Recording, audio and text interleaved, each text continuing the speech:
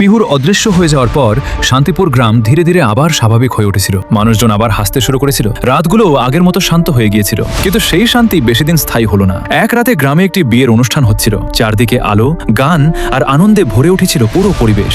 গ্রামের প্রায় সবাই সেই অনুষ্ঠানে উপস্থিত ছিল। ঠিক সেই সময় মাটিতে পড়ে থাকা একটি পুরনো পুতুল হঠাৎ নড়তে শুরু করে। ধীরে ধীরে পুতুলটি উঠে দাঁড়ায়। কেউ প্রথমে বিষয়টা গুরুত্ব দেয়নি, কিন্তু হঠাৎ করেই পুতুলটি অস্বাভাবিক গতিতে সামনে এগিয়ে গিয়ে কোণের উপর ঝাঁপিয়ে পড়ে। মুহূর্তের মধ্যে আনন্দের পরিবেশ আতঙ্কে পরিণত হয়। মানুষজন চিৎকার করতে করতে চারদিকে দৌড়াতে শুরু করে, আর সেই পুতুলটি শিশুর মতো কণ্ঠে গান গাইতে গাইতে একের পর এক সবাইকে আক্রমণ করতে থাকে। কিছুক্ষণের মধ্যেই পুরো জায়গা নিস্তব্ধ হয়ে যায়। তারপর পুতুলটি হঠাৎ অদৃশ্য হয়ে যায়। পরের সকালে গ্রামের সবাই একত্রিত হয়। সবার মুখে একটাই কথা, অশুভ কিছু আবার ফিরে এসেছে। ভয়ে সবাই মাটিতে বসে প্রার্থনা করতে থাকে। ঠিক তখন গ্রামের সর্দার সামনে এসে দাঁড়ায়। তিনি দৃঢ় কণ্ঠে বলেন, আজ রাতেই এই অশুভ শক্তির শেষ করা হবে।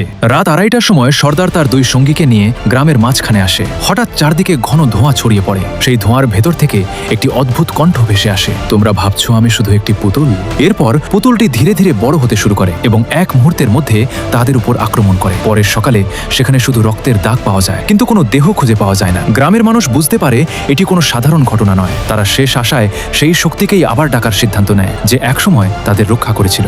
রাত নামার সাথে সাথে দূর থেকে একটি গানের শব্দ শোনা যায়। পুতুলটি আবার ফিরে আসছে, কিন্তু এবার তার সামনে এসে দাঁড়ায় এক অদ্ভুত ছায়া, পিহু। দুজনের মধ্যে তীব্র সংঘর্ষ শুরু হয়। পিহু পুতুলটির দিকে এগিয়ে যায়, কিন্তু পুতুলটি হঠাৎ অদৃশ্য হয়ে আকাশে উঠে যায়। পিহুও তাকে অনুসরণ করে। তাদের মধ্যে ভয়ঙ্কর লড়াই শুরু হয়। হঠাৎ পুতুলটি পিছন থেকে আক্রমণ করে পিহুকে মাটিতে ফেলে দেয়। তারপর সে পিহুর শক্তি শোষণ করতে শুরু করে। ধীরে ধীরে পিহু দুর্বল হয়ে পড়ে এবং শেষে নিস্তেজ হয়ে মাটিতে পড়ে যায়। কিছুক্ষণ পর পিহু চোখ খুলে দেখে তার শরীর আর আগের মতো নেই। সবকিছু ঝাপসা লাগছে। সে চিৎকার করে ওঠে, আর সেই চিৎকার দূরে কারো কানে পৌঁছে যায়। এরপর কি হবে? পিহু কি আবার ফিরে আসবে, নাকি অশুভ শক্তি সবকিছু ধ্বংস করে দেবে? তা জানতে হলে ভিডিওটিতে 1.5 লক্ষ লাইক দিন।